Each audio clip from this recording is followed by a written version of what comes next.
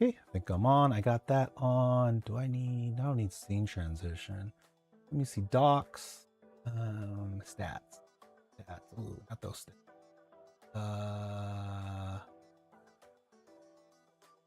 Where's the control panel? Oh, the control panel's over there. What the hell is this control panel doing? There it is. Okay. So the control panel's working. No concurrent viewers, but that's fine. We're gonna record this, save it for them later. Can you hear me? But it looks like, well, it might be a little too loud.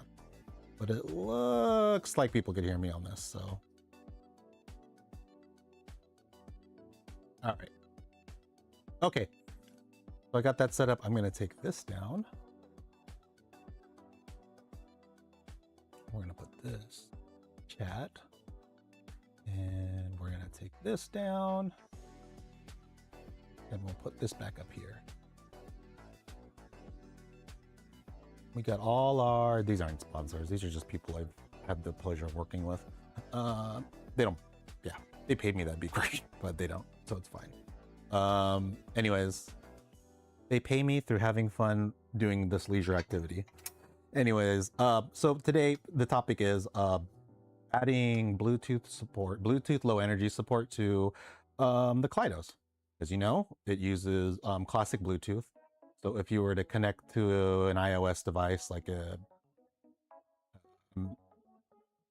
iPhone or an iPad, it won't connect because it leaves the option out.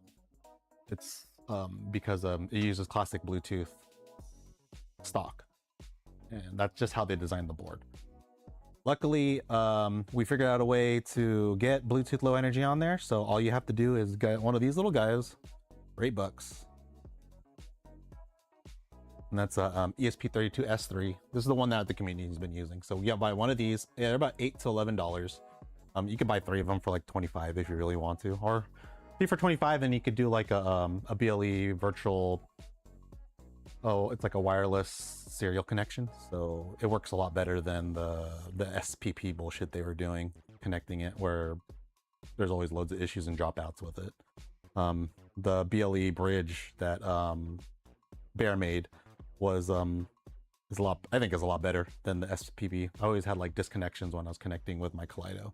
But yeah, you would just put one of these in the back, and if you look over here, each Kaleido unit, they have this top USB port, which they plug up with the green little thing. So this is a Lite. This is an M1 Lite. And this has a little USB port that you could pull out. They say don't use it. It says tablet only, even though they're not gonna sell them with tablets anymore, but it says for tablet use only. They share the same protocol between each tablet from, and this one over here is the, this is the M2 unsealed legacy. This is what they call their legacy. And with this one, same port, connects to the tablet, has its own little protocol. Luckily, it's not fully encrypted, but it's definitely what was described as obscure. I can't say it, but it's definitely hidden. Big fancy word that the what's it called? One of the AI generators made for me. But basically, it just makes it. It has like a lookup table. It's not encrypted, but it's just hidden. Obscure. I can't even say it, but I won't. It just it hides it all. So now it becomes an issue of just decoding it. Some guy named PT Twan decoded it before. We took that code, we ran it through our code, and now here we have the Snow Bear firmware, which is what we're calling it. So basically, all you have to do, hopefully this works, first try, is we're gonna plug this in.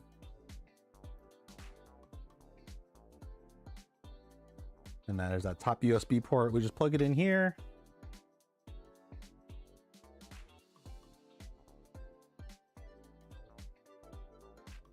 Be gentle.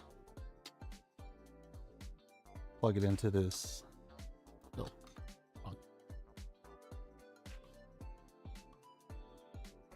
No, other way. We're gonna do the Lite first. Okay, so we're gonna take this little USB, plug it into the back top USB port over here. And then take the ESP32 and you just plug it in there. I already updated the firmware in there. I'll probably release the bin file after here, but I already have uploaded it to a separate GitHub repo in case somebody wants it. So we plug that in there.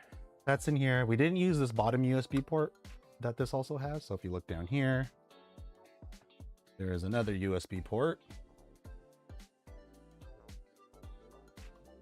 That's the one you usually connect to Artisan with. We didn't have to use that one. That uses another own protocol that we deciphered as well, and it's uploaded. The other protocol will be deciphered as well, or not deciphered, but I'll release the PDF with that too, so you guys can make your own custom controllers, either using this way, although this is not powered by 5 volts. So this one is, the top one is powered by 5 volt. So you don't need it. You don't need it like its own individual power source. So if you want to, you could just plug the ESP32S3 right there without having to use like a Y splitter. So maybe, I don't know, you could find one of the cables, the cable and this all together, maybe like, we'll set you back 15 bucks. All right, so we have all that set up. Now we're going to hook it up to iOS, but I gotta plug that in first. Let me get my iPad set up.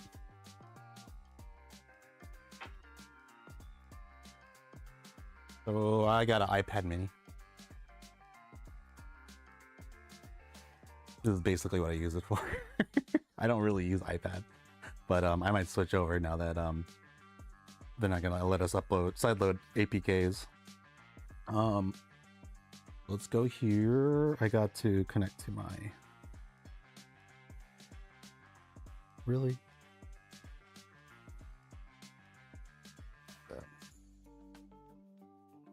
Dang, it was just mirroring just fine. All right, let me re-upload my virtual server. It closed. Oh, that's right, closed. So I got air server, whatever it's called. Good. Should find that. Here we go. There it is. So let's just verify so you don't think I'm messing around, but this is iOS. Everything looks like iOS, right? It's not like an Android. But we're gonna start HiBean. So this is the beta right now. It's not gonna work yet. You have to give it some time, but we're gonna try hooking this up. So I'll put that here. We're gonna plug in this M1 Lite.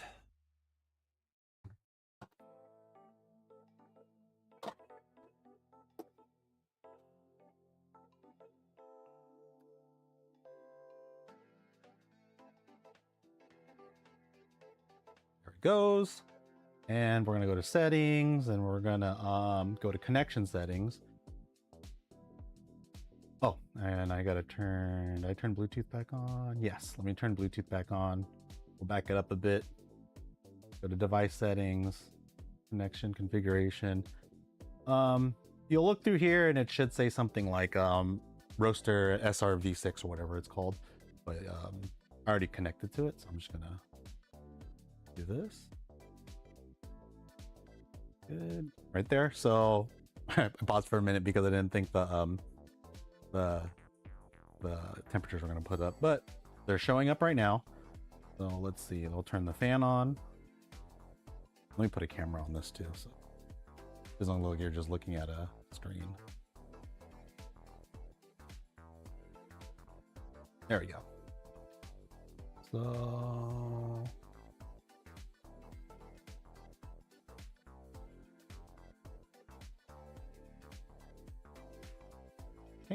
so I'm going to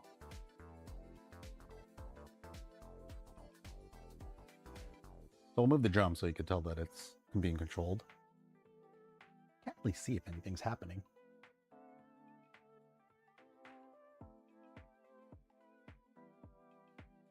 Okay, you can kind of see it spinning there. And then I'll adjust the speed on here. And then just right back. I'll see if you can see the fan, but you could hear the fan, so let me put this closer. We're gonna turn the fan on. Good. You can control it.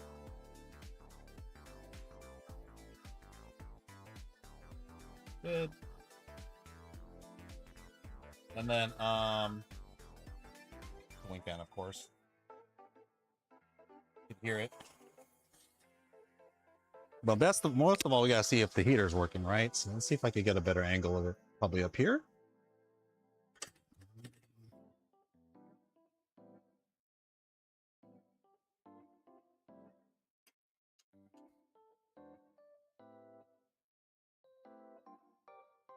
Turn this around.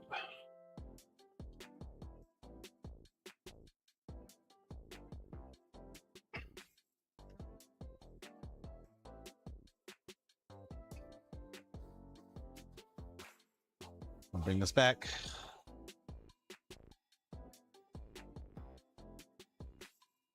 I'll bring this down here.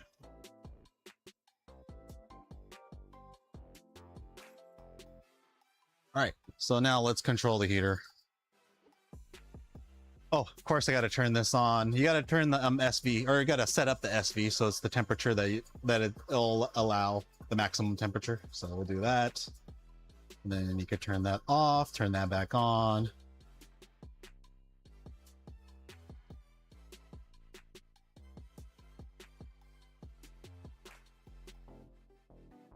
don't know if you could really see that.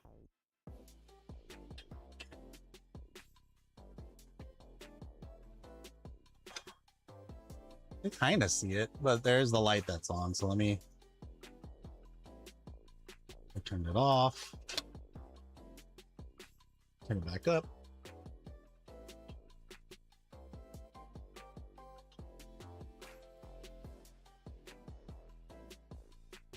Oh, you can see the environmental temperature go up. So there it goes. And then I'll slow down the drum. You can see that there. Okay, so we have like all together, we have an M1 Lite that is working on an iOS device. Cool, right? But if if you're like an Android user and you don't really care about that, you probably don't give two shits about it. So, but that's okay. But this is just mostly just for iOS users that want to have control of their M1 Lite, and I think the M2 Lite will be about the same thing. There should be the same workaround. They don't have enough time to redo the whole board, is what I'm pretty much trying to say. Okay, that's cool. Now let's go talk about the older units. I'm going to turn this off. Temperature's still going up. It's like 105 degrees, so turn that off, turn this off, turn the fan cooling off. Okay, just turn all that off through the tablet. Let's go back out of here. It turns on because if it gets above a certain temperature, it turns on the drum, and that's just a HiBean safety feature. Pull back out of this, and we're gonna have our attention focused to this old guy. This is the M2 Legacy. So let me pull this off of the table. Now we'll keep it here. All right, so here we have the M2 Legacy. This is where I guess what are these called? The gull wing doors made sense because it wasn't sealed. So this is the older one. They're actually going to get rid of this design on the M2 Lite. M2 Lite hasn't been released, but I'm pretty sure they're not going to replace the board. So now there's a few of us that actually bought the M2 Lite without artisan support. So basically you're missing out on like this JST connector that connects to this board and it hooks up to another daughter board. So it provides it like, I think UART. I want to say UART. I think it's UART. Might be UART or just straight up. No, because it's CP10 210X. So through OTG USB. Who cares? We figured out a way to use the same tablet mode on this. So now you can have an old unit connect to HiBean and Artisan that did originally just had the tablet. So we're kind of supporting the older users as well. Let me take this off.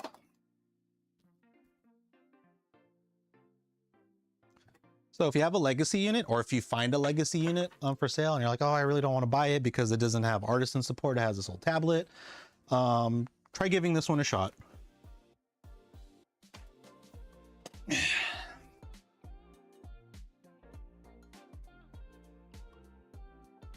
All right, so the next one up, we're gonna do the M2 Lite. M2 Lite, just the M2. Out of all the Kaleidos, this one's my favorite just because just the ridiculousness of the gold wings always make me smile. Like, who doesn't want a roaster that does this?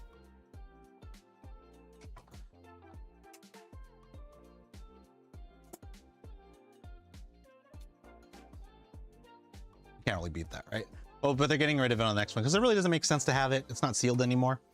The only reason I like this one is, you know, if you ever watch Silicon Valley, billionaire doors go like this. Regular people doors just go like this. But anyways, I'm gonna leave these up. So now we're gonna plug this in. I'm gonna plug this same unit into here. So yet again, I'm plugging it to this top USB port right here.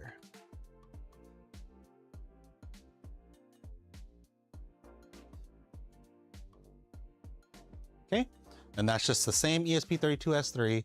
We're gonna hook up to there and we're gonna start this up again. So let me plug this in.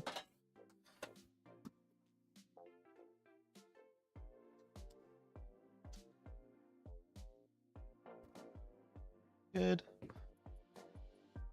So now we're gonna go ahead. I'm gonna start back up here, and we're gonna hit connect. This should connect, and it works. Well, temperature's not working. We'll see what happened with that. Oh, there it goes. Okay, now the temperature works. Keep holding my breath when that shit happens. I literally just finished the code this morning. And it's not my code at all. It's mostly a mixture of this guy named PT Twan's code, and then Bear's code, and I just basically merged those together. Anyways, so we'll go over through if it's working. So let's see if the drum works. Good, you can hear the drum. Let's hear the cooling fan. That works. Incredibly annoying, but it's cool. And then we'll see, of course, if the fan works. Got that little Venturi fan working. Side piece right there.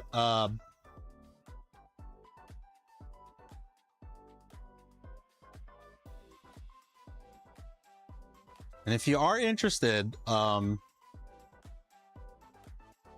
am kind of working on a little Venturi project for the Skywalker V1 and V2, where it's just like an add-on attachment where it goes onto here, and we're stealing this, we're putting it on a Skywalker.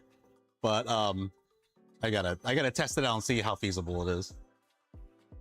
But yeah, they're adjusting the airflow. So yeah, so we're gonna start off. Oh, heat, of course. Let's see if the heat's working. Of course, I need to set it to 200 degrees first. So the thing is with the Kaleidos, you gotta set up the temp first, which it does. And when you set up the temperature, then you could turn the lamp on, but you kind of have to set it up like on auto heating. So the PID set value has to be set, which would be 205 in this case. But you can also just turn it off, because now that value is set. So it's going to stay at 205. It can't go higher than that. And then you can control the heat however you like.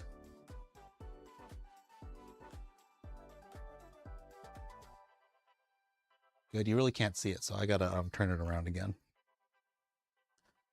Actually, maybe you can see it from the side. Yeah, it's hot. Yeah, that was very dumb of me. All right.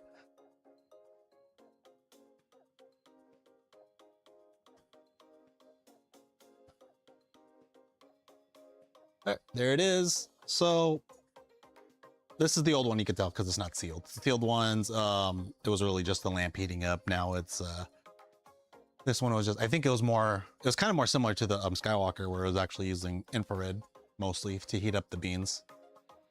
But now it's mostly, they try to do more convection now with the sealed version.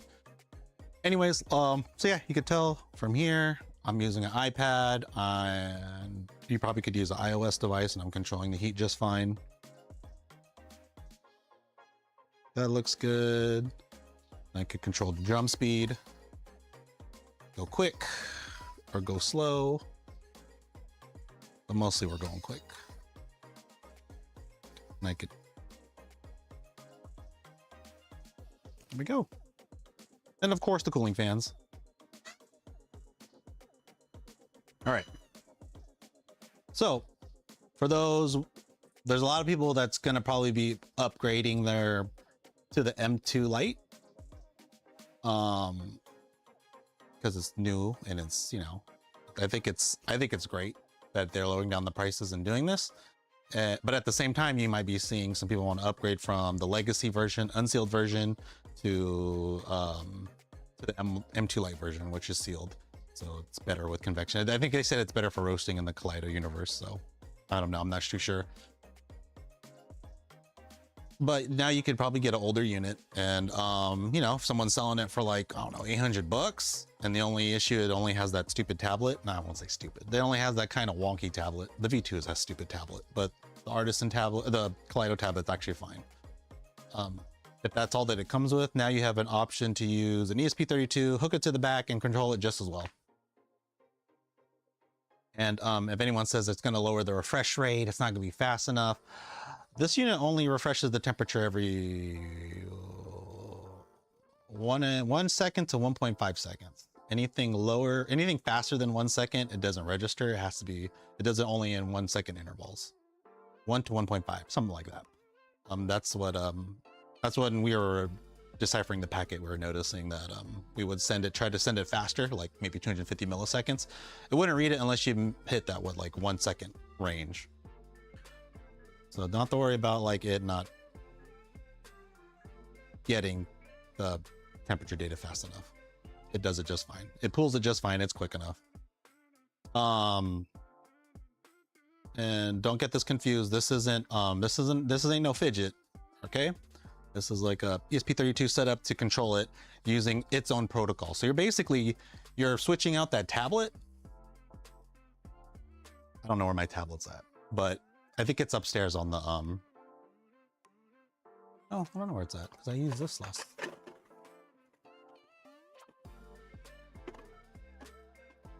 Well, here's the DS Logic. This is the kind of device you'd use to reverse engineer the packets that came from it. So, anyways. So basically this is the tablet now controlling everything through BLE. So you're not using classic Bluetooth. You're not using yesteryear's technology. You're using BLE. The fortunate thing with BLE2 is now you could do ad hoc devices in terms of temperature. Like if you were to buy something like the Arc Pro, which is one of these, you can hook up a Arc Pro, like one of these. You could hook up a a thermocouple and use that to monitor temperatures wherever you want. So you just hook that up, put it into somewhere, and that would work with HiBean together to display that information. So they're going to expand on that a little bit more. So you could use it maybe to measure your own temperature in your house, or if you want to do exhaust temperature, you can put the thermocouple in the back and measure exhaust temperature if you want to. More than likely, I could probably convince Will to do differential pressure measurements too. With the ESP32, you can do a lot of things wirelessly. Like for their V2, we're able to, V1 actually, we're able to have environmental temperature probe and add an environmental temperature probe. And we could do it wirelessly, so you don't have to connect it to the ESP32 itself. You could just buy a separate ESP32S3, buy that separate controller, which is a max Arduino amplifier, not Arduino amplifier, max amplifier that connects to the ESP32S3. You power that up with like a battery, and then you can have that temperature probe wherever you want. So for me, I put it in here. I have it connected to a 5 volts power source that's either on the board or a separate power bank. So once you have BLE, you have more things you could attach to your telemetry. So it really opens up telemetry a lot, especially with HiBean. And also with Artisan. Artisan, you can do it. There's Teleoscope now. If you probably haven't heard of it, it's another Skywalker person came up with a fork of Artisan, but it has more advanced features and it's more easier to use. But they're really advanced features like curve prediction and roast prediction and following the optimal curve, and Kaleido did put a lot of work into it. We're gonna try it next week, I think. I don't know, but yeah, then you could add BLE devices to that and show more telemetry. It's just it's awesome. Yeah, I can pin all those links for what. Oh yeah, so Repat was asking. So basically, well, kind of feel like now we're like Kaleido support, but yeah. So Repat, what we did basically was we found a way to connect to every single Kaleido machine so far they're the ones I have. So I have an M1 Lite, M1 Pro, and then I got a Legacy M2. We found out that all those boards, oh shit, that got hot. We found out that all those boards have the same top USB port that connects to the tablet, and that uses that same protocol to communicate with each other. So what that does is it really just, I think from M6 to M10, you could do the same thing. Add this little ESP32S3 and control it. It does open up a lot of things for people to do. I know it has its own built-in PID on the controller, but with the ESP32S3, you can do more advanced features. Like if you want to, you could probably use S-Tune, which is a fancy PID controller to control the way it follows a curve.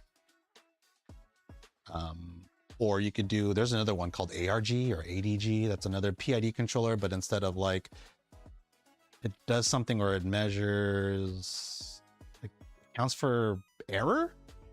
It's just a different way of measuring PID, or calculating PID, and it's supposed to follow a little bit better with these kind of roasters in terms of following a curve. But you could update that on here and then use that as the PID instead of the controller PID. There's a lot you could do when you add a ESP32S3. Basically, and this thing's controlling the whole thing, so you could have it just go crazy if you really wanted to. And then not the point of all this is just to have control of your roaster.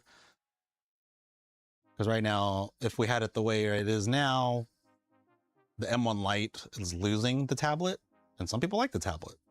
And now they have this USB port that does nothing.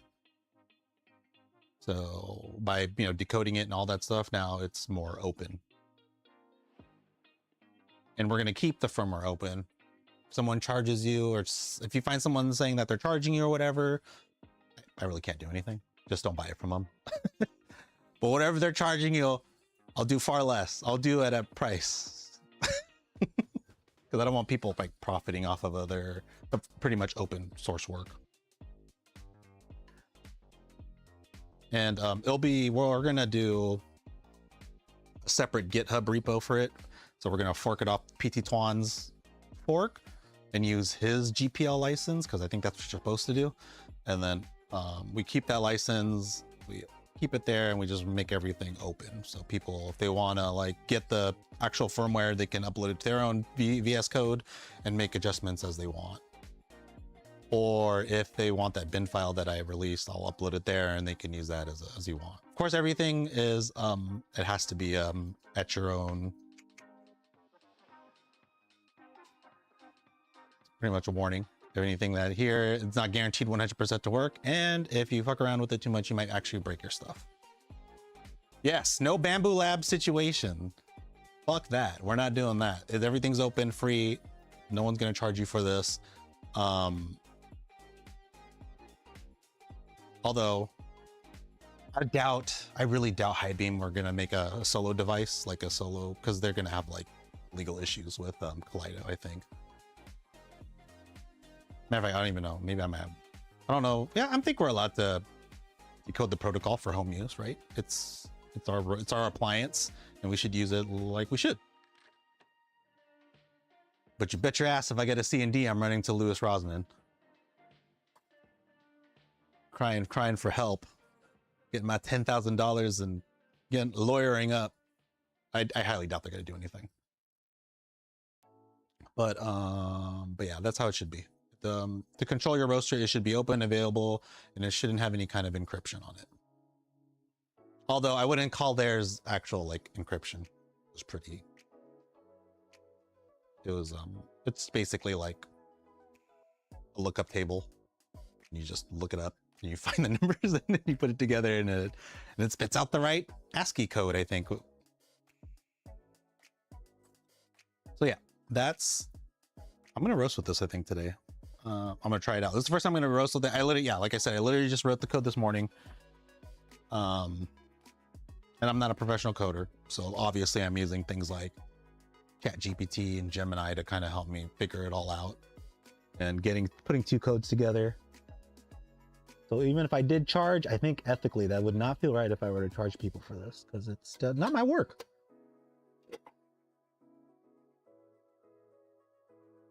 But if someone were to want an ESP32S3 and they didn't know how to upload firmware, I would gladly make you one to prevent someone else from trying to take $50 or $100 away from you. I think the whole reason too I did this was because I felt because when I bought this, I thought I could easily hook up to Artisan with it. And then I was going down the rabbit hole. I bought this a few years ago. And I went down the rabbit hole and found out like they're literally selling these before. I'm not saying that the US vendor is, but other places were selling this without Artisan. And they would sell it with just the tablet, and then you would pay $200. Then you would pay $200 to get it to work with Artisan, which always put a bad taste in my mouth because, you know, Artisan's open source. And then what was even weird is like Artisan knows of their protocol, which they keep secret, to connect. They have a separate protocol to connect to Artisan. There's two different protocols. There's one that's through the USB that connects to Artisan, and then there's a second one that connects to the tablet. I wouldn't say they're really hard to like decode because we did it, and I don't work in the tech field, so I mean, they're not actively trying their hardest, but they're definitely not spreading it out. So spreading the word out that you can control it with these certain codes. And I uploaded the protocol on Discord and everywhere else. So if there's some people who want to make their own DIY controller, you would just literally need an ESP32S3, and then you could hook up buttons to it, and you could press buttons, or even put it on a little display screen. You can do your own thing. That's exactly what we want.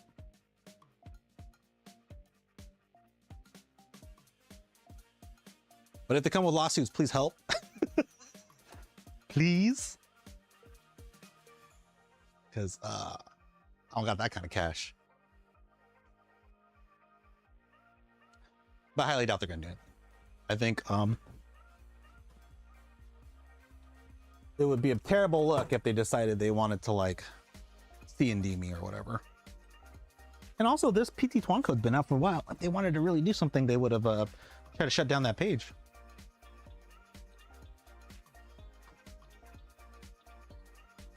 Need to get that open claw or Hermes set up. We'll have someone else do it. How about that? I still got to use Talauscope, so that'll be the next big thing. I'm gonna roast with this. Let's see. This is all set up. I haven't roasted in a while. I need some beans, so we're gonna roast with this thing today.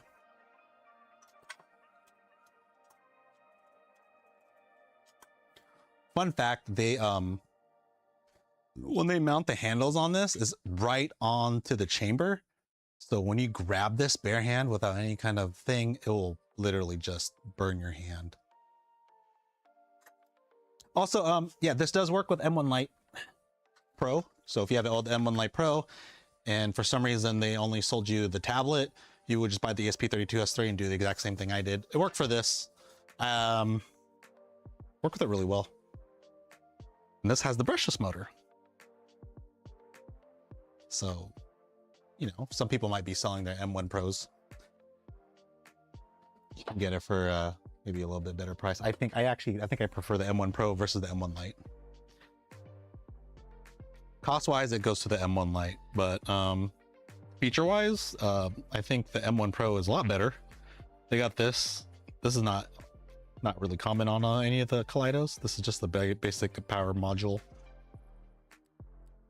And then the motor, of course, is brushless.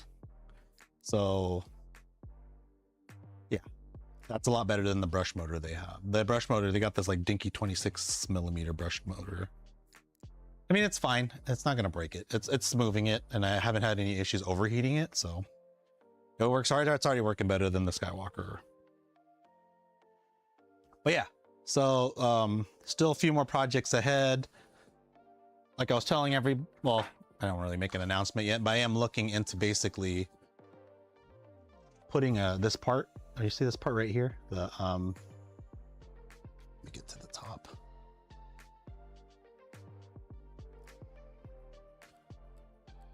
My next goal is to make a sleeve that goes onto here, and it's basically just this part, but it goes onto our Skywalker to do a Venturi kind of airflow thing.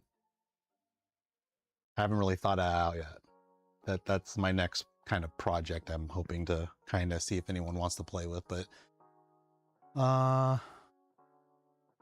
just got to find the right pipe, and I do have a welder, so that'll be fun to learn. But yeah, that's kind of what would be the next thing, is maybe add like a little bit better of an airflow system. Although this one's kind of nuts.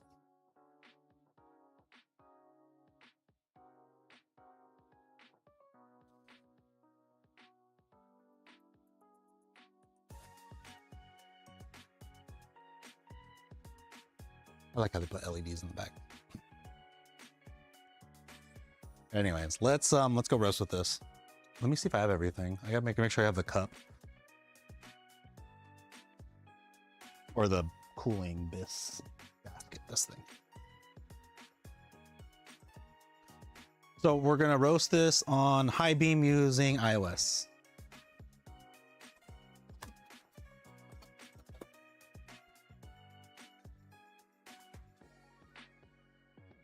Bad. I think I forgot to empty this out last time I was roasting with it, so not a good look.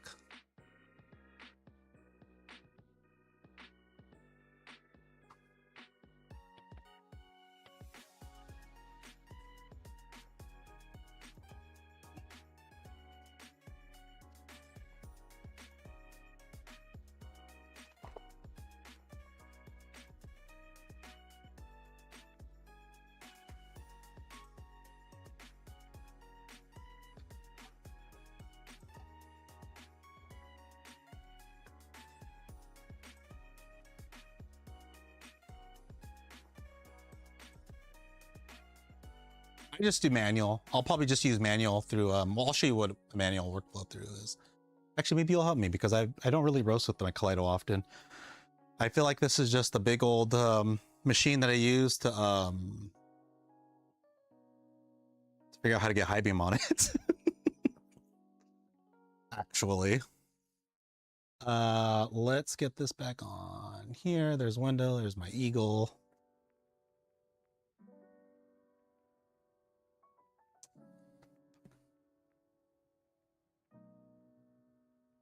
Really?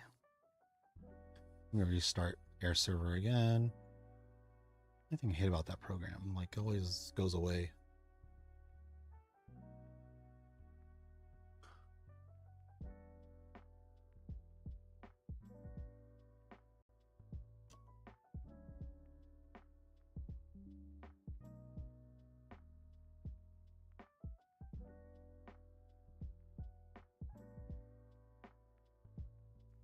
There it goes. And we're back. Perfect. I don't know. I'm gonna set this far away. Let's get this out of here.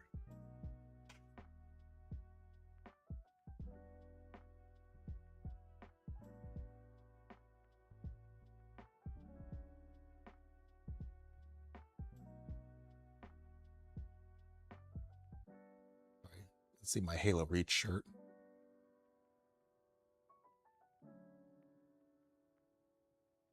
Nope.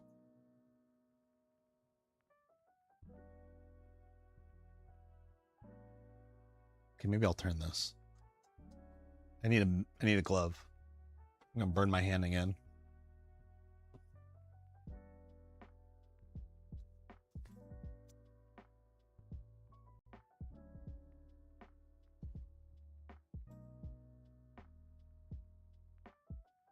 Oh, let me double check if anything's on YouTube. Nope. Cool.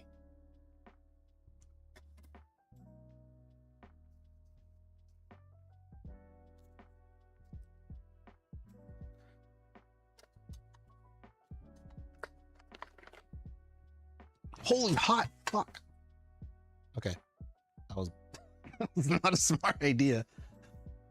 Holy balls, that is hot. Yeah, I don't know why they anywhere else you could have attached it to. But they literally attached it right onto the chamber and it's super hot. Let's see. Maybe I could do one of these. I probably should be smart and not move it, but I know I'm not being smart right now.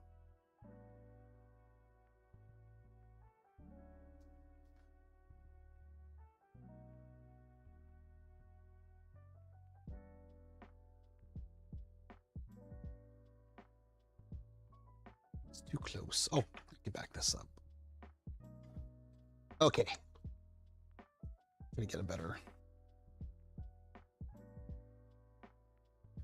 Ta-da. I don't know if that's any better, but that works.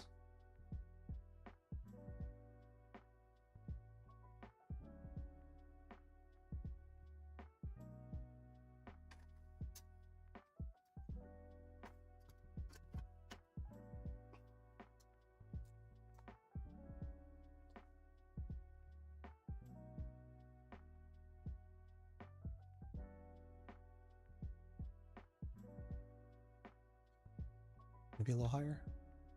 Enhance. No, wait, come back. There you go. Okay. So let's try this. Let me make sure everything on OBS looks good.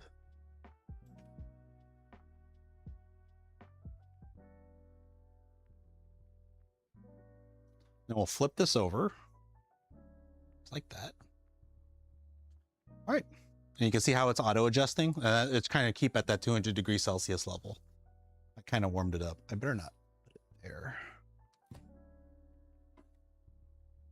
And I think with the Kaleidos, it is.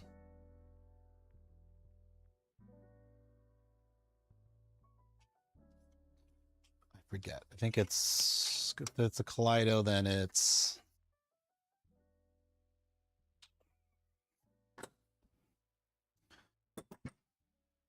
£350 or pounds of grams.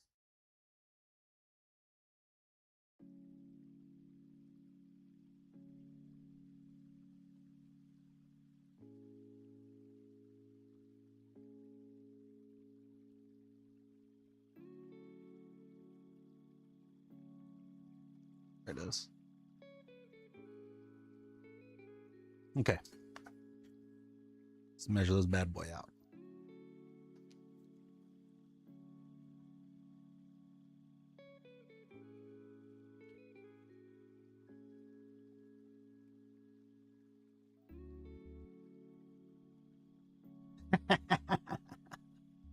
I have 4 burn scars. So do you have a Kaleido? Z-Tarks.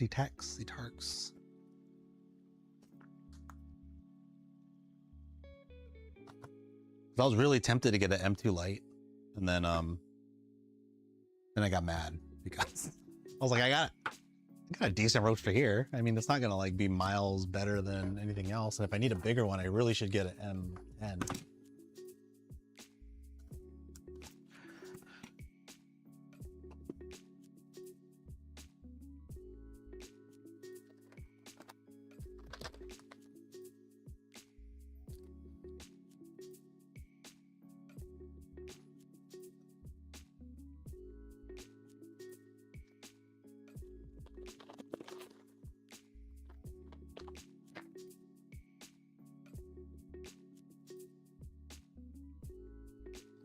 Also with this code, it should still work with Bear's BLE bridge. So if there's people that are on the fence, you still can use either HiBean or you buy the bridge, which is basically buying another ESP32S3, flashing it with the bridge firmware, and then you hook it up to your computer, and it basically acts like a wireless USB connection. And then you connect it to Artisan like you normally would, and you don't have to deal with all the stupid things Bluetooth Classic SSP does.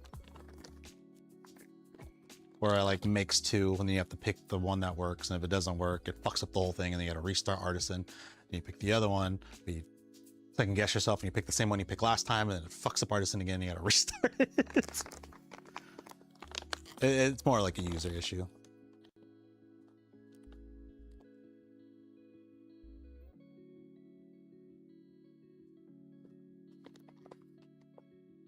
A cheap Chinese roaster, yeah. They're not all. They're great roasters, I'm not gonna lie. I think they're good. I just don't want to pay that price. Like for this one, I paid like 800 bucks. And the cool thing is I actually bought it from the guy who initially designed the first code for it, for it to run on like Artisan without the tablet. So now I feel like I have a piece of fun history, I guess. I don't know. Guess it helps me sleep at night. Like I didn't know that guy was. He's like, yeah, I wrote a code real quick just so I can connect it to Artisan, but I didn't want to pay the $200 extra when I was in China. And I was like, oh. I was like, oh shit, is this guy?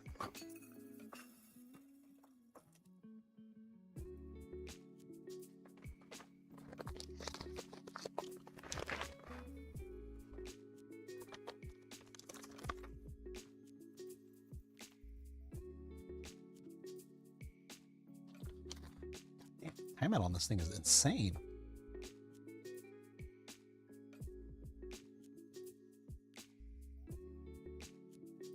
All right. Start a roast. Start manual. Target temp. I'm gonna keep that target temp at 200. Let's keep that fan. Let's do 60. Let's get that drum going. I'm gonna get that drum going to maybe 75. Cool. All right, so we're gonna hit the preheat. Preheat flow. Power adjusted to 100%.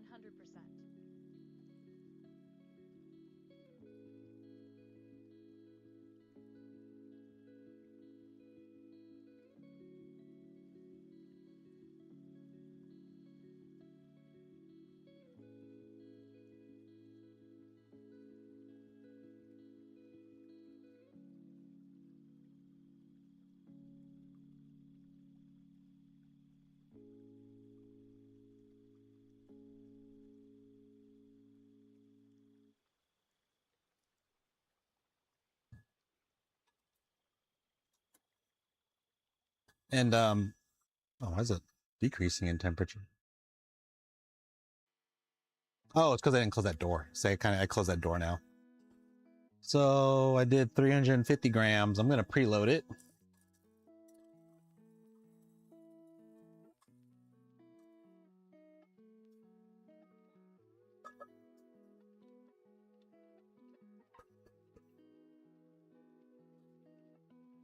Today I'm roasting, God, I don't even know how I'm gonna roast this thing.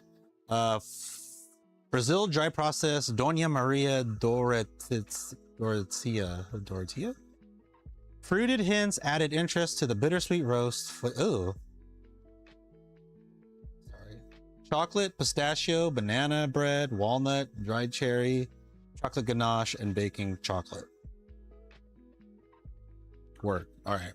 That's cool. I'm gonna totally taste all those notes and love it.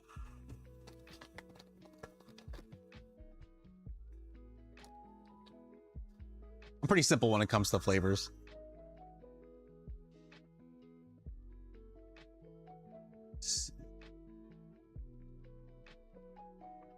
Keep up the fear. Some answer to your questions. Okay. Let that warm a bit.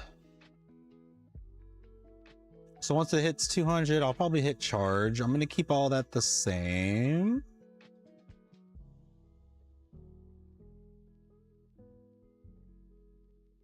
For espresso, right? I guess so. Yeah, I probably wouldn't do like, I probably wouldn't use this for like a, well, maybe I'll do, I've been doing pour over. I'll probably do it for both. I'm just going to shoot for a medium.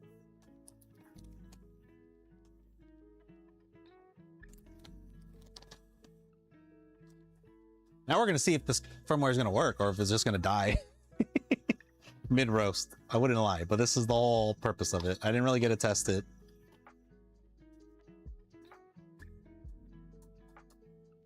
Hot, hot, hot, hot. Okay, here we go. So let me go ahead. I'm going to hit charge. I'll get it. I'll wait till 200. I'll hit charge and I'll do drop at the same time. On 3, 2, 1, and Automation triggered. Set PID value to 220.0 don't get stuck. Don't get stuck. Celsius. You're gonna mess this up for me.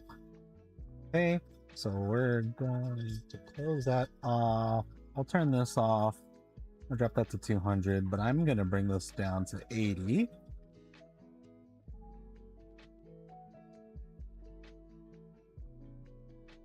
That doesn't turn off the lamp. What it does, it turns off the PID thing. So now I can control the percentage of the lamp.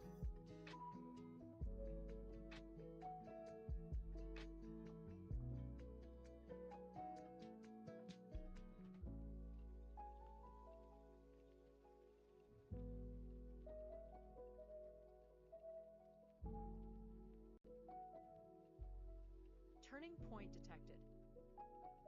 So I might shoot for 2 minutes after first crack will be my biggest thing. And I'll try to see how long I could hang in the Maillard phase. Like I'm gonna try to rush through this. Let's see, does TP under a minute? Yes. Someone said TP should be under a minute, so I don't know why.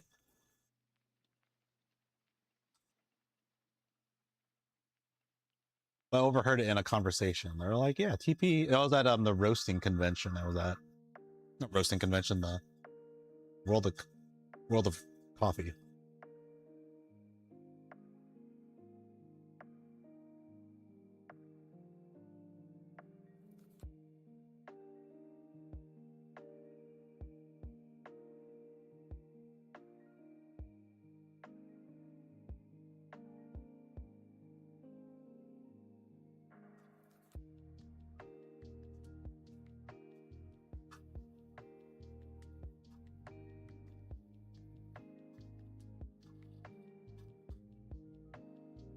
So what I'll do is I'll see how well it kind of naturally declines the ROR, and I'll see if I could slow it down just a tad bit, because really still 2 minutes in is not bad.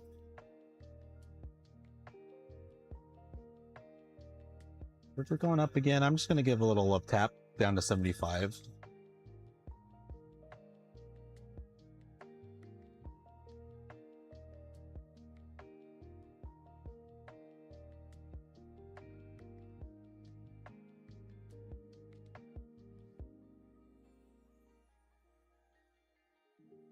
Because when I shift into Maillard phase, I don't want to like zoom past it, so I'm not gonna drop the heat too much.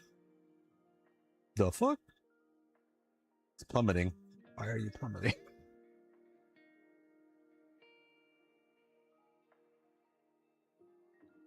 I guess these beans have a different quest for me, I guess. That was an interesting drop. The only thing I did was I dropped the heater down one. Maybe I should have kept it and dropped it later. I'm gonna keep it here. I'm just gonna keep it at 75 and then I'll just drop it slowly over time.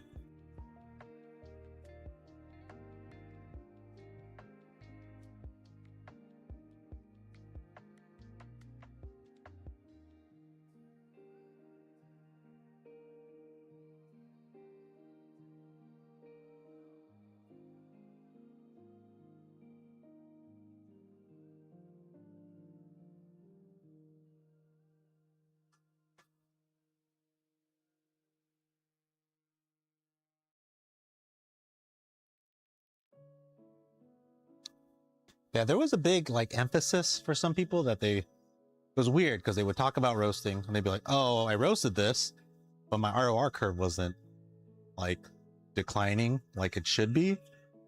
And then everyone's like, well, what did it taste like? I'm like, oh, I don't know. I didn't ever. It hasn't been 10 days or something. I haven't tasted it yet. And it's like, well, it was kind of an issue.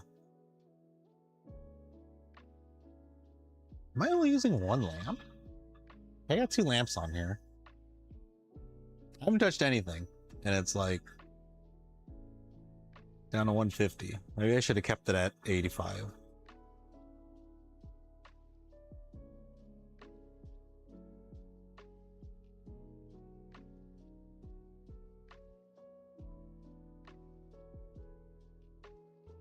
Oh, let me move this out the way.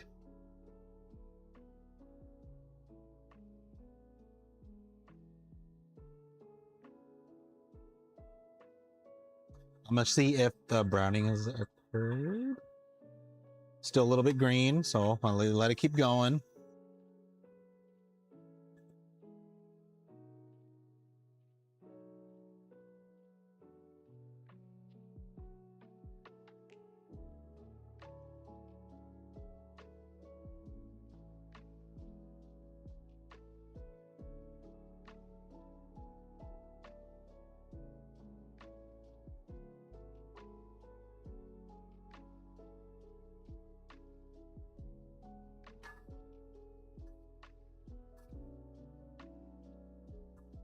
There it is. All right.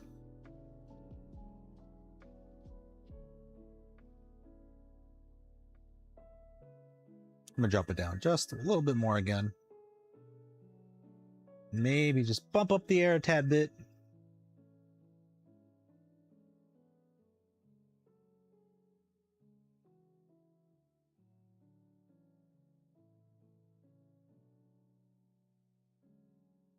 I'm not doing a very good job with this one.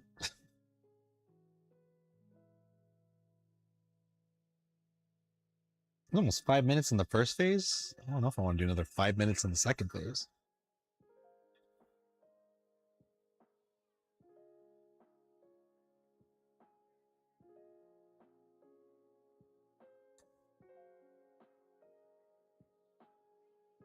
We'll keep the heat on and we'll make some air adjustments. I think the air adjustments affect the ROR to a lesser extent than changing the heat.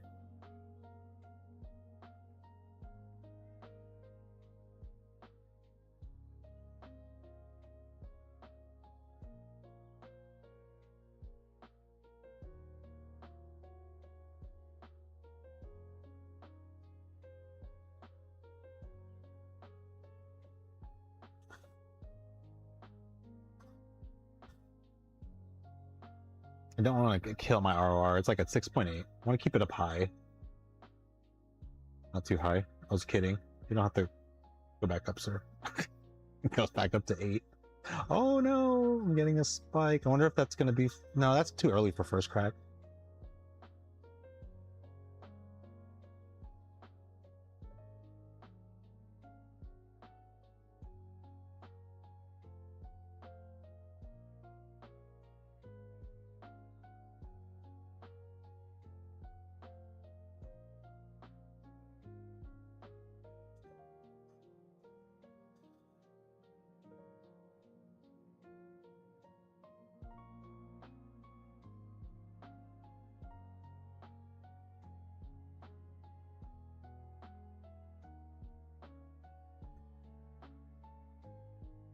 Let's see if first crack's gonna be as low as the original, like the Skywalkers. Because this is not a sealed unit, so it doesn't use as much convection.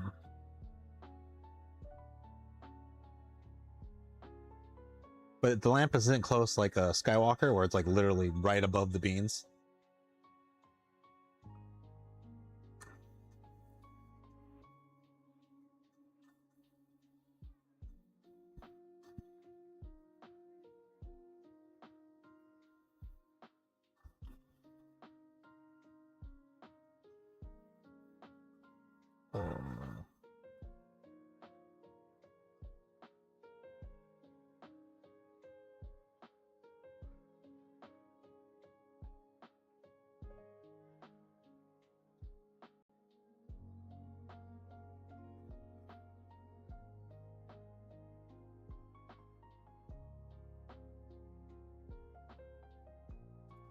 Doing good. I mean, it hasn't shut down on me. I really thought the code would have shut this down. I wasn't very confident in myself, I guess.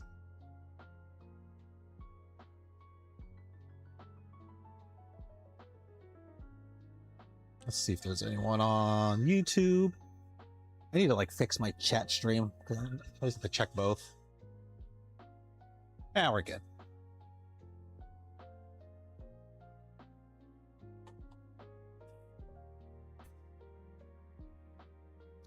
Now I'm going to start hearing out for first crack. I'm going to leave it here. 4 minutes is good, I think.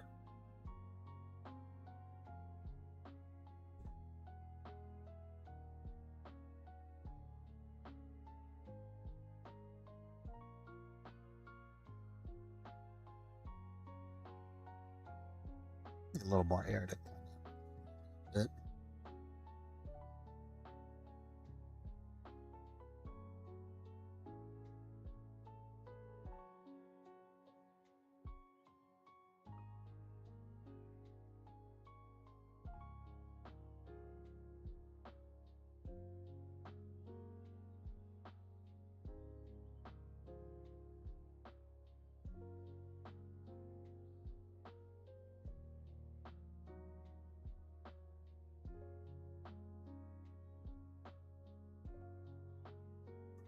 Here it is, first crack.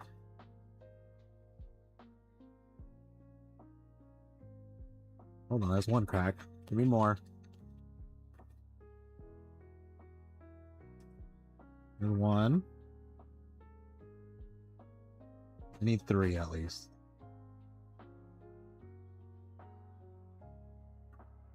One, 2.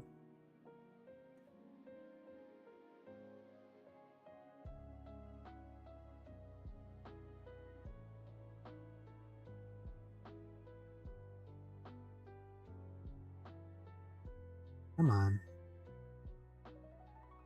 There, 3. 1, 2, 3.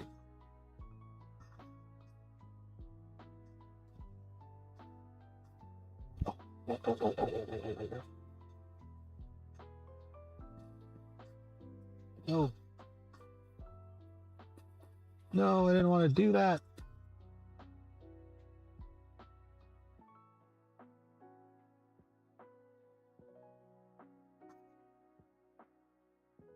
I fucked that up.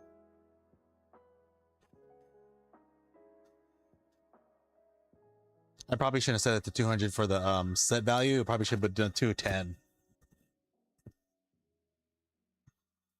It's okay. We're at a minute. It's a lot longer than I wanted it to be. So maybe I should have kept it at like 90.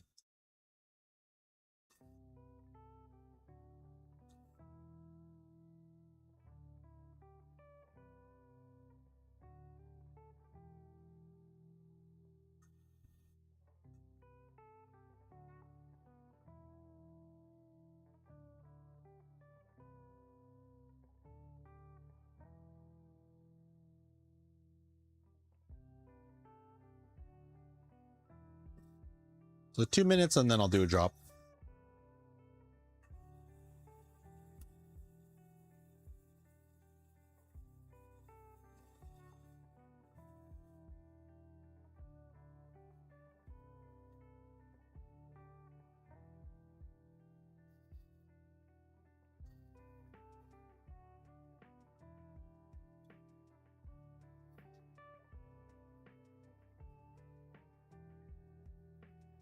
I'm gonna drop in a bit. 2-minute mark. Here we go. And drop. Automation triggered. Set fan speed to 100%. Cooling flow. Turn on cooling fan. Turn off heater.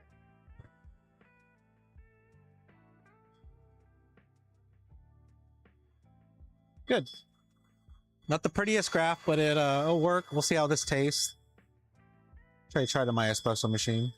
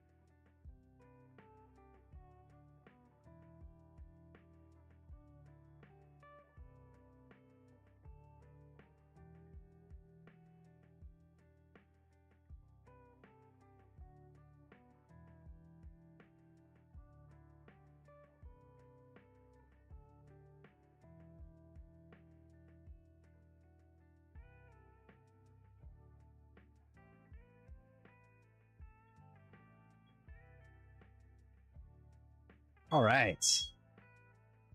Our first roast with using my tablet, which is pretty good. A little bit long, but nothing much I could do.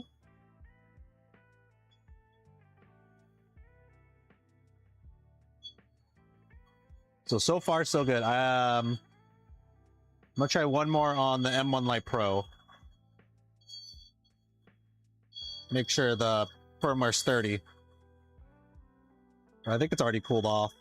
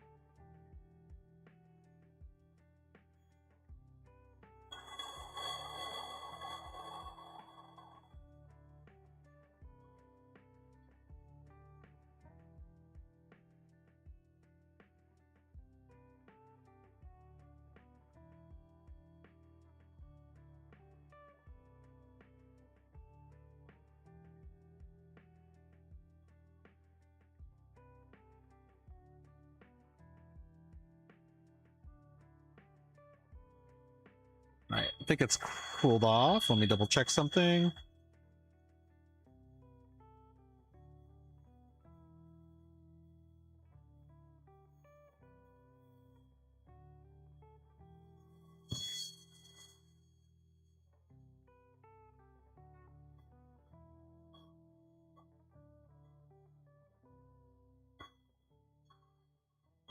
Let's take a picture.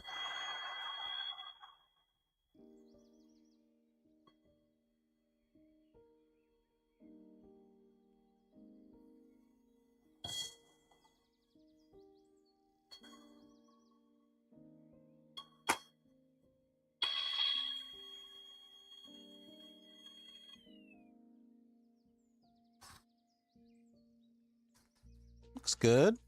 Kind of.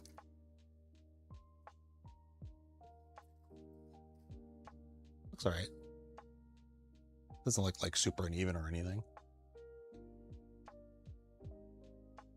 I didn't even get a taste yet.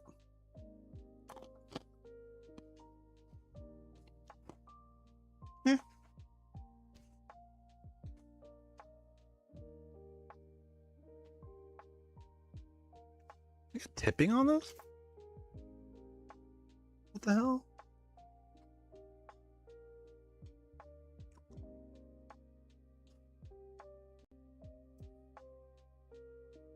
You gonna slow down the drum or something? I'm looking at it because usually there's like flat-sided burnt beans. I'm like, this is not Skywalker. Interesting. I'm wondering if I'm doing it too hot. Okay, let's do the M1 Pro.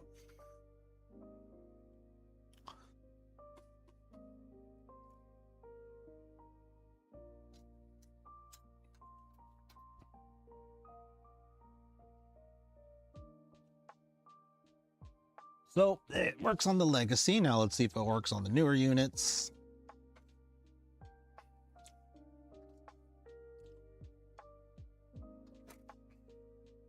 I should just leave it plugged so I can let it cool off.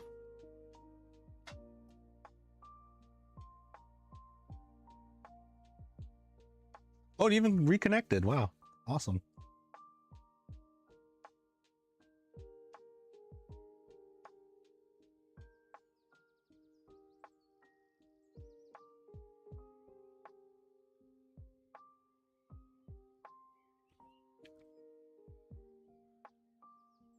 Ooh. There it goes.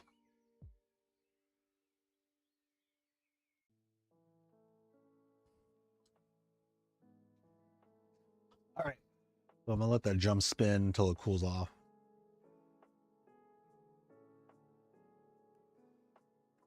Oh, and I could open up the sides too. All right. I'm gonna move this out the way. I hate about it. I'm gonna put like a wood thing on there.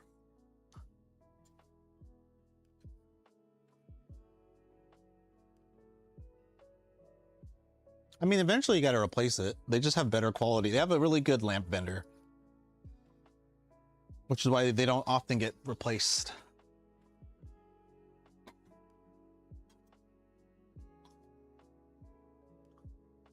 Like if we get the same vendor as one of the Taiwanese vendor, that's if I knew who he was getting this from, I heard his lamps are lasting like really long, way better than ours. The Skywalker. He has a custom lamps that he purchases. I don't have the financial capacity to purchase that many lamps.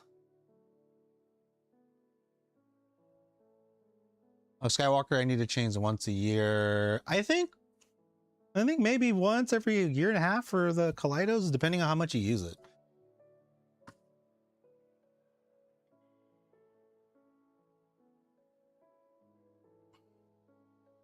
There's stories all over that sometimes that are earlier. They just don't report them as much because they have a ticket system. So instead of like reporting it on our Facebook group or Discord group, they have their own little system that they prefer. I think they usually delete any troubleshooting ones on their the USA vendor page. No more than likely you'll delete it and they'll just they'll opt for you to just send them an email so they can put it in as a ticket.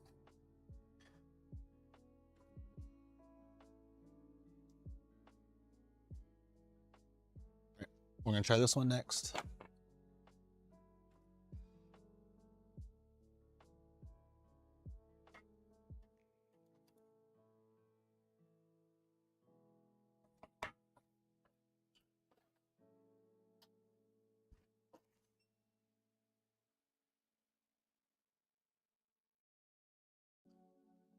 Connected, so I would just hit connect again.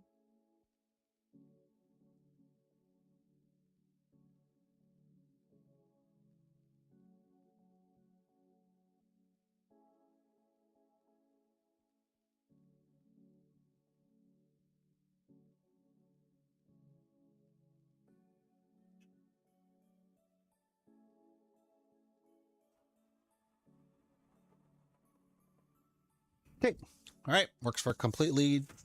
This roaster works just fine. Let me find another cup for this one. I should put my shit. Oh yeah, I need to put my shit together.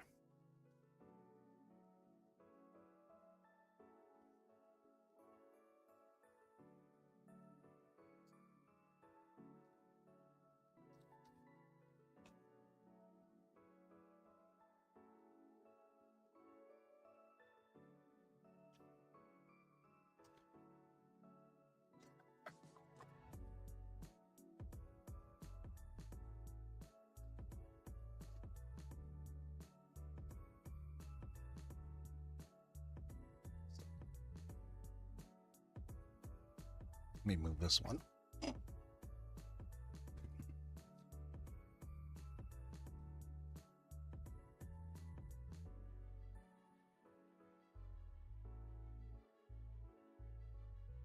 And here is the M1 Pro. If you could, like me, I got this M1 Lite for the same price as, or M1 Pro for the same price as the M1 Lite. And it's out of warranty. And the M1 Lite's out of warranty. I'd pick the M1 Pro.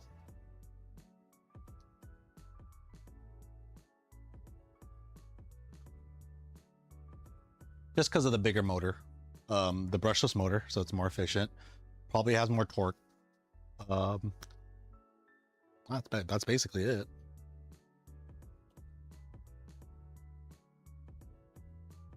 Also, the M1 Pro, it actually has active cooling at its thyristor, or it's the place where it controls the heating element. So the M1 Lite doesn't have that. So I know they probably have like some kind of safety features on it, but for me, I would have preferred that, but yeah, it's not necessary.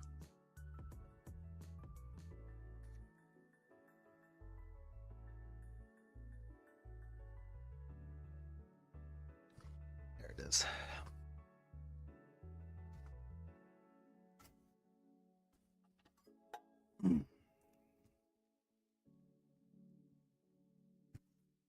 Okay, one more roast and I'll be done. Then I gotta clean up the house and be a good husband.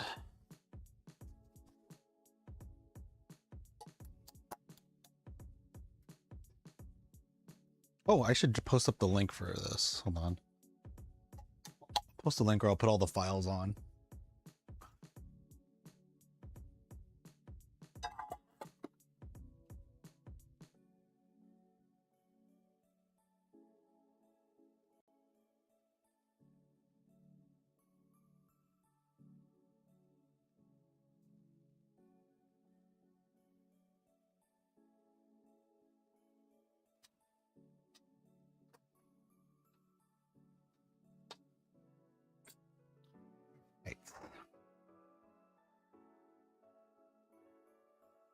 We'll let that heat up and warm up. I'll turn the fan on this.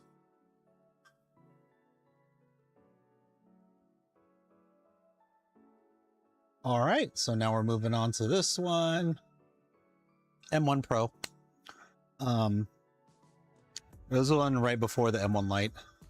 The price on this initially was fucking bonkers. I don't know why anyone would pay like, was it 1,500 or 1,300? I forget. But it was 1,300 for this. And it's like just a few more $100, and I guess you could have got like a M2. But they made it more realistic when they went to the M1 Lite. So now it costs only $699 versus like 1,300. So I think the M1 Lite is, I think it's pretty good.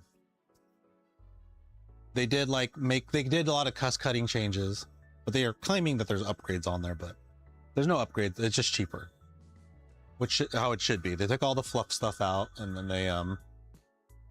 they dropped the price from like 1,200 or 1,300 to $699 or $700.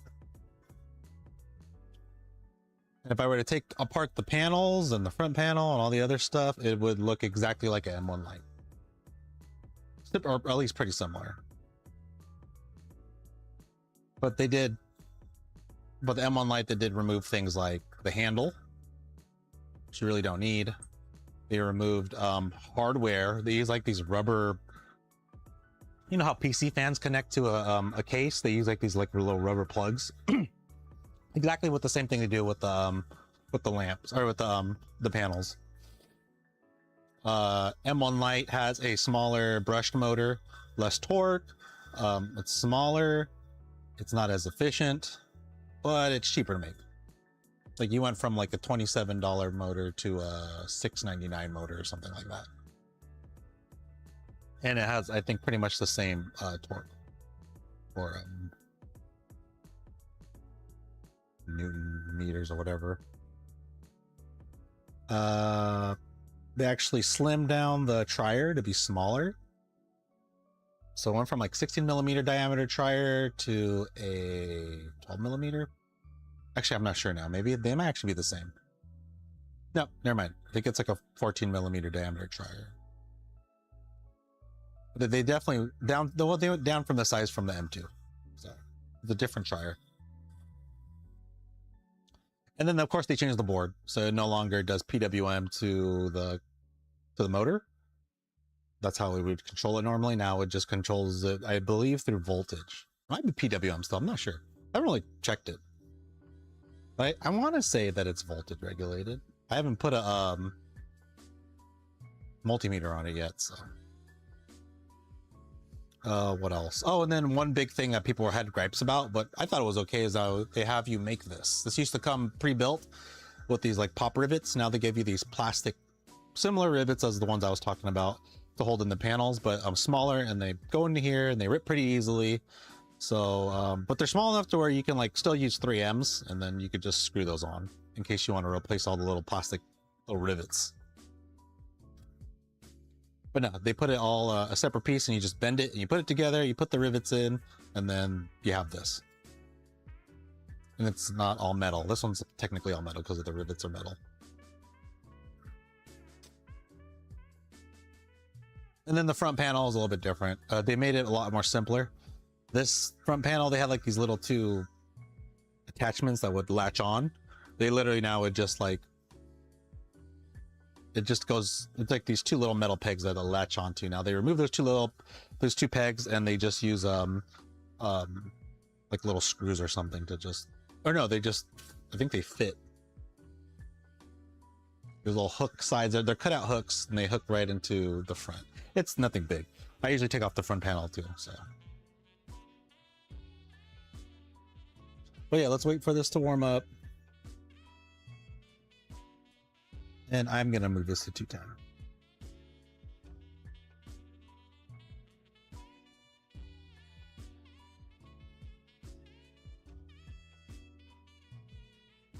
They don't have it there yet? I thought that because they're all the M1s are being they're no longer pros. They're all gonna be M1 lights now.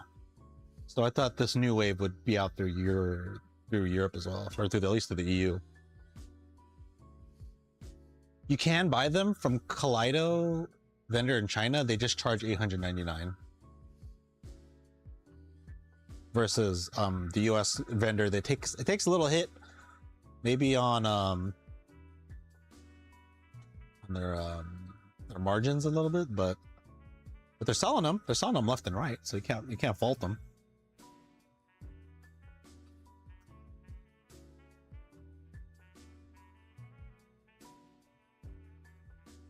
Oh, is it really difficult there? That's crazy.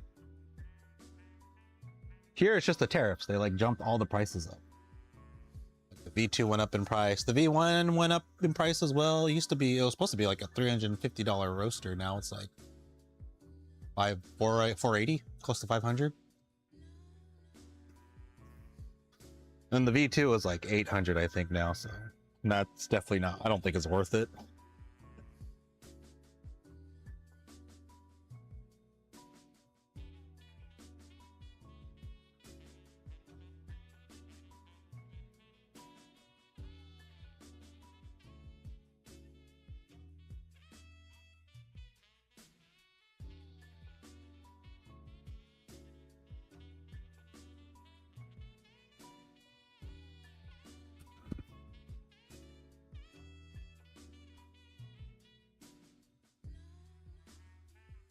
Let's let that warm up for a bit, and I'm going to use the same beam, but I'm going to I'm only going to do what, 150 grams. And one light's a little bit harder to control, I think. I feel like I have less leeway, and I have to start, instead of like 80%, I have to start at like 50 or 60%.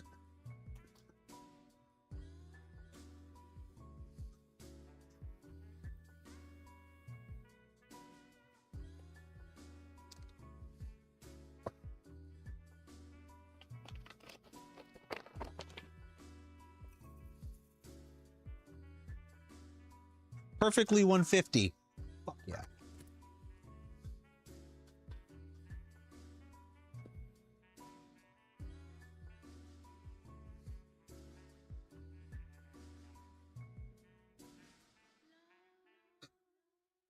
If anything, I would just buy I probably would just buy a bigger roaster. If I had to start all over again and not do what I'm doing now.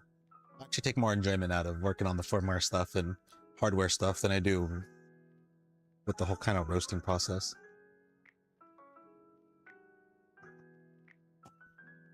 But for up to me, I probably would just get a bigger one, like the M10. I'd get like an M1 Lite and then the M10. I feel like the M2 and the M6 are in this weird spot.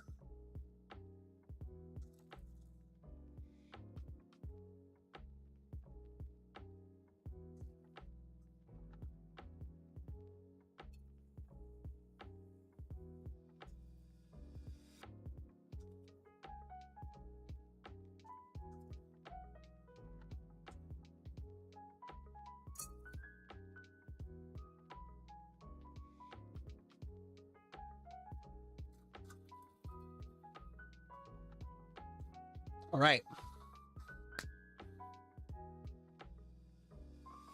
Actually, if I would do it all again, I probably would have just saved my money and get like a bullet.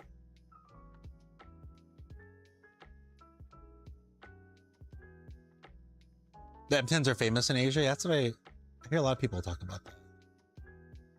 A lot of here, it's the bullet. Like a lot of our smaller cafes, they have a bullet. I know one cafe that uses the M10. He is, I think he's going to Yoshan.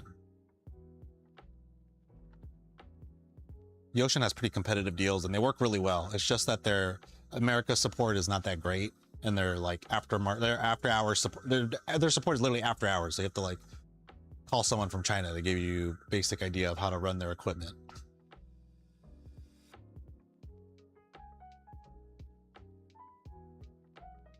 I see a lot of bullets in like, I always see them a lot in like Thai media. They have a big, they're big in Thailand, I think. I always see that. I always see one on Instagram, but I think Kaleido has a pretty good in Asia. And another one I like from Asia is Rubase. I like Rubase a lot. They're a little bit more priced. They're a lot more pricey, but they have a lot of cool telemetry on there. But then if I'm spending that much money, I'd probably literally would just rather just get a roast if I were just to go all in.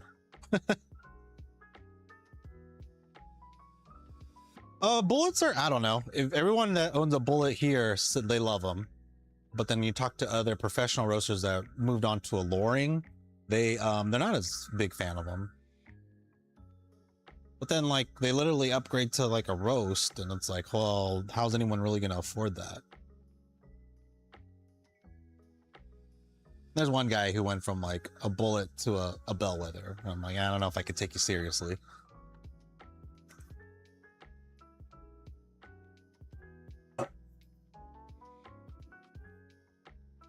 Bellwethers are like the Apple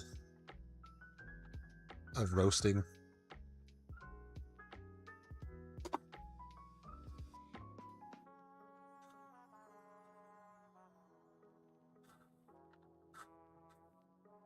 All right, we're gonna, I think it's been enough time, so I'm gonna auto.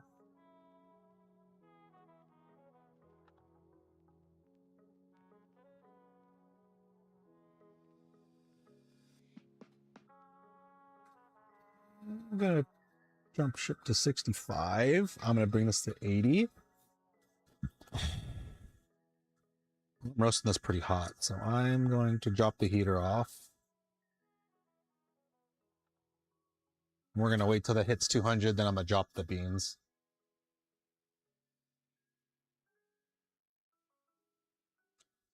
Preheat flow. Power adjusted to 100%.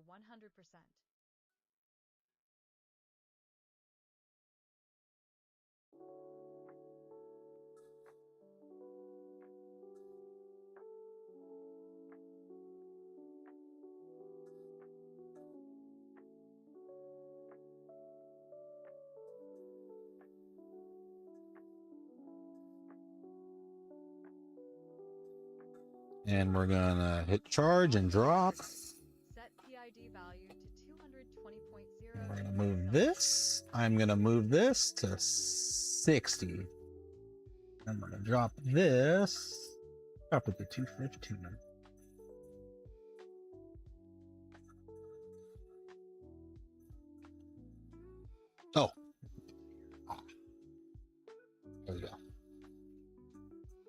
Let's push this out this way.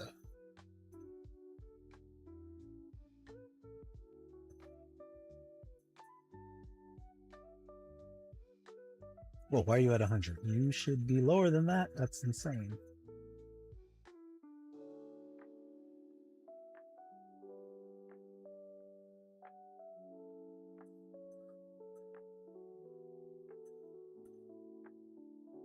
Turning point detected.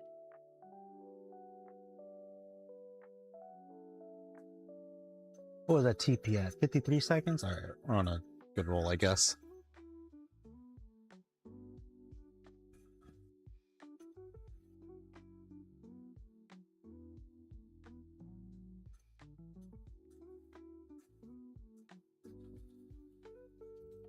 Oh, did I not close this?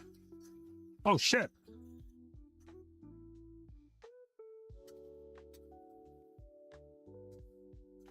I pulled the Skywalker on this.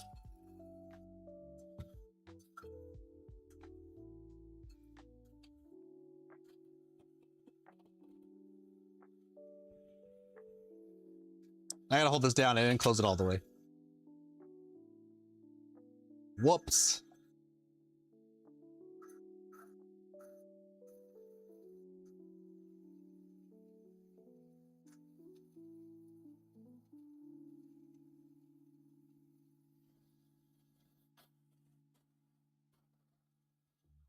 Yeah, I didn't click it in all the way. My bad. Oh man, we're really rushing through this.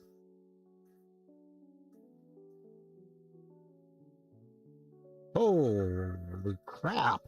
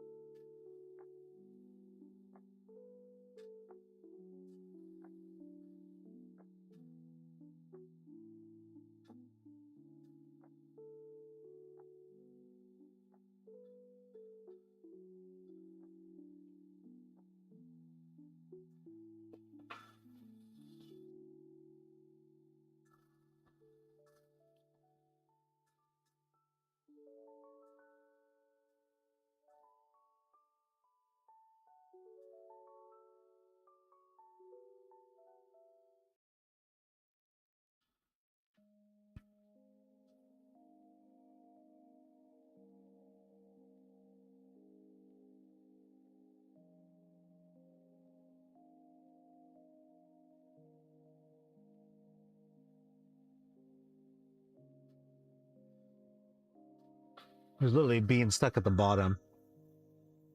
Oh man, it's gonna be a bad roast. Oh, well.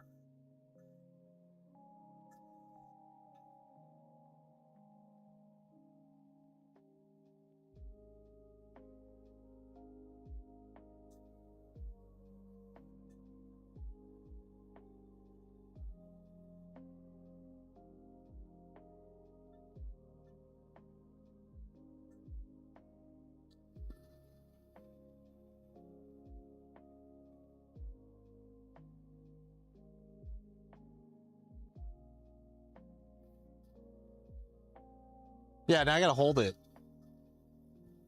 Not this wasn't very good. I should have checked that. That's such a newbie mistake. It's fine. We're good. We'll get to first crack and I'll be able to let go. It was like I already saw the green bean spill, and so it was too late for me.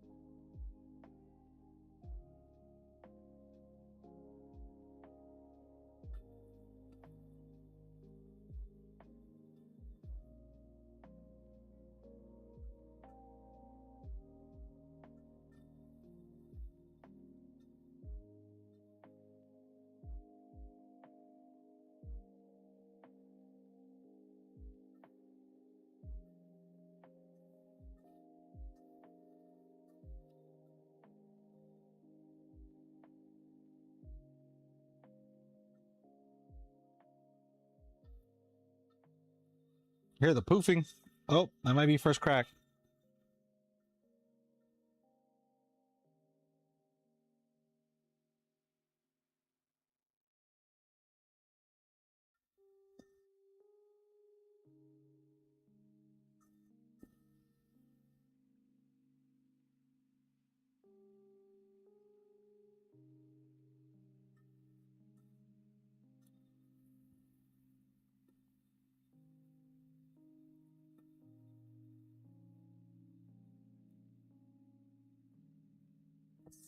Come on.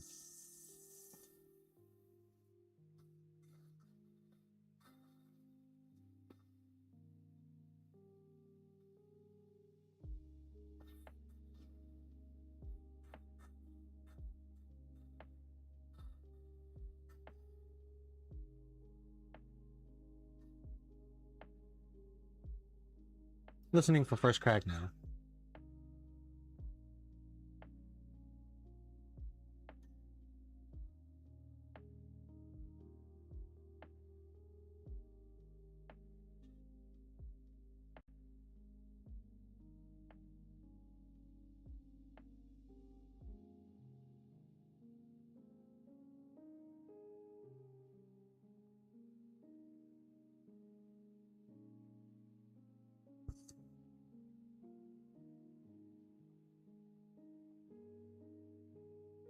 Oh, your first crack's gonna happen because it's like spiking up. Yeah, there it is. Oh, that was one pop.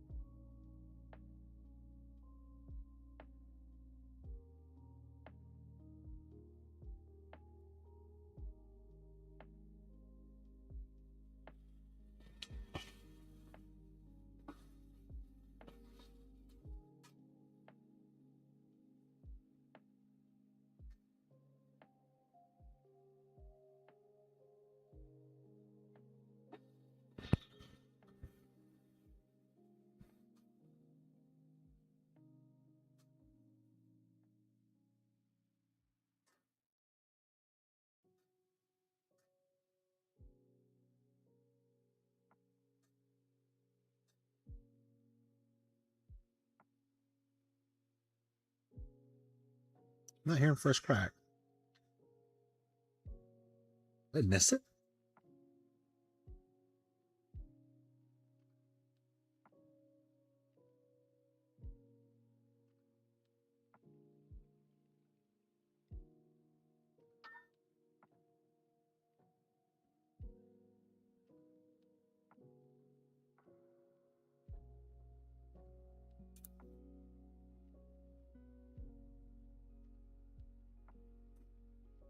It sounds like second crack.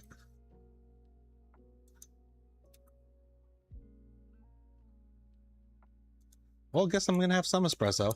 Yeah, that's second crack. I'm gonna take it out of here early.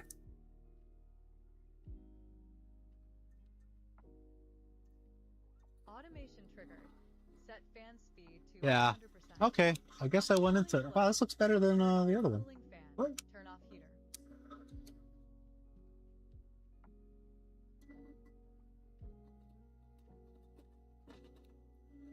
You could tell that it was second crack because the sound, the pops are way different than the first pops. They're a lot like, I don't know, more Rice Krispier, I guess.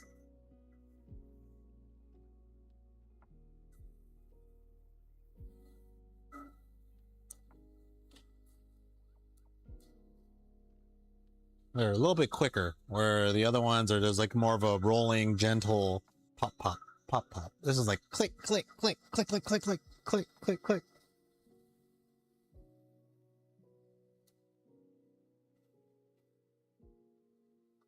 There's definitely like a more nuanced sound when it comes to second crack. Although surprisingly not oily. Yet.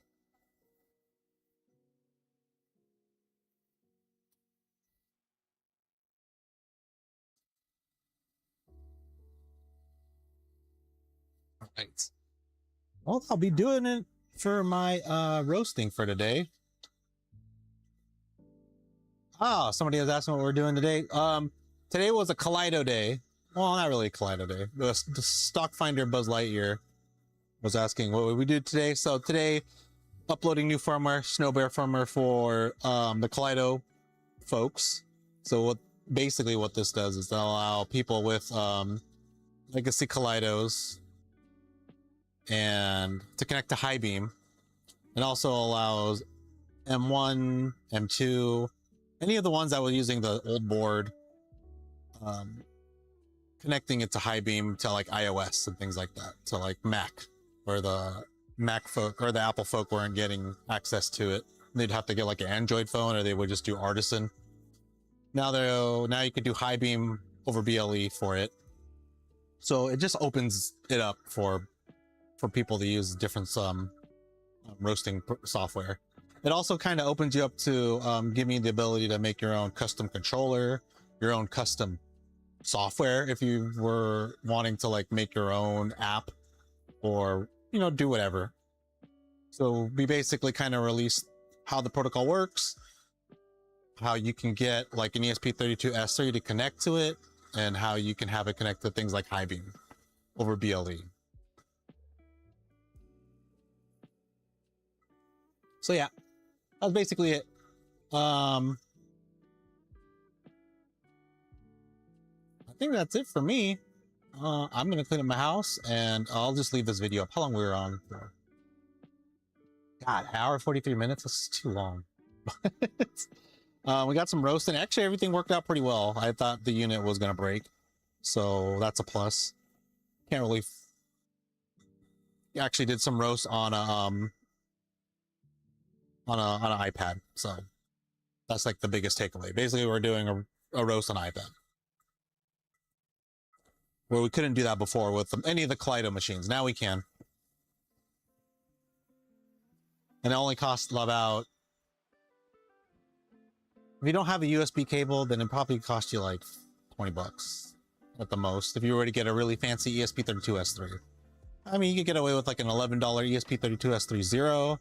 And just find whatever cable, and you get that Amazon overnight, then you'd be ready to go. You just have to upload the firmware.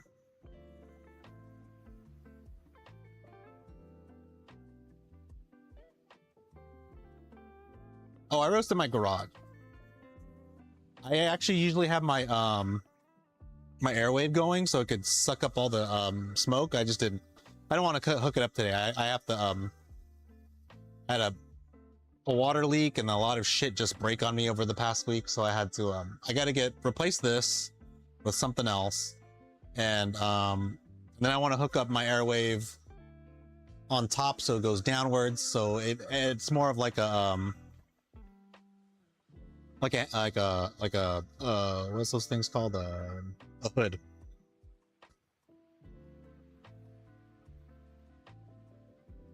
But yeah, those are all next projects to be done next time. Oh, and then there's this one. There is another yeah, I see smoke. Yeah, I usually have my Airwave that hooks up to here. It usually takes all the smoke. Now there's a lot of smoke this time because I definitely went darker on this one, although this looks a little bit lighter. I think definitely when they went sealed, that was a pretty good idea. These beans look a lot better uniformity wise on the M1 Pro.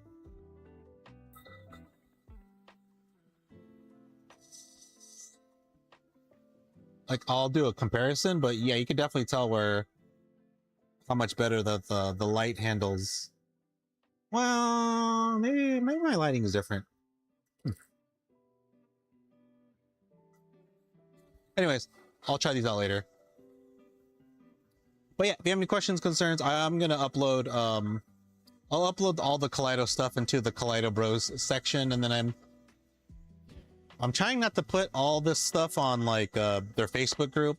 I'm pretty sure they don't want people to use it, so just out of being nice, I guess, I will upload it to a separate like Facebook group on a completely like neutral page.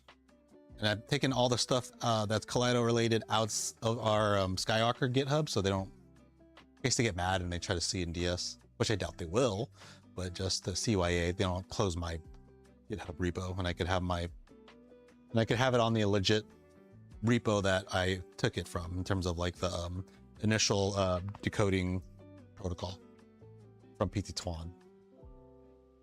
P1. I don't know if there's a second to a T, but yeah, I want to make sure I fork that from there so we all know where it came from, then put the code in, make sure to credit Bear and him, and all that kind of fun stuff. All the boring stuff. But yeah, that's it for today. So if you got a Kaleido and you want to hook it up to HiBean and you have a iOS, you can do it. And then the code's out there if you're feeling special and you want to make your own controller, or you want to try maybe a different type of PID system like S2 or I think it's called ARG. There's another PID looping system someone was introducing me to. I think it was predictable instead of like error based. I forget. Well, I'll look it up. I'll post it up. I'm going to try playing with that, adding that PID system in, but we'll see. But that'll do it for today. It's too long. It's like a 1 hour, 43 minutes. It should have been only like an hour 30. But anyways, if you have any questions, concerns, let me know. Next week will probably be the complete upgrades for a V1 to be better than a V2. New motor, maybe a new lamp. We'll see. And then what else do I wanted to add? And a stronger bean cooling fan. The whole thing is to upgrade it, everything on a V1, so it be the price less than a V2. So maybe like $100 worth of upgrades. So you buy it for $500, then you add another $100 of upgrades. Yeah. And then I'll be exploring other options for the Venturi system. I'll take one apart and I'll kind of show you how they built it on the M2, and it looks like they literally built it over a tube. So what I'm going to do is I'm going to keep how we have our tube set up on the V1, and then I am going to I'll put another tube over it and then have that fan in that's controllable by the controller. So it'd have to be it wouldn't be a PWM fan. It had to be like a brush fan that's voltage controlled. I'll figure all that out later, but then it'll be just another way of extracting all the air out and having a good consistent airflow. But we're definitely stealing the design, I guess, but we're not copying it. I mean, a Venturi system that's been out for a while, like a Venturi airflow where you just have the fan and a tube, exhaust comes out this way, the fan blows perpendicular, and then it blows out all the air that way. You can look it up online. But yeah, that's it. Anyways, I'll see you later.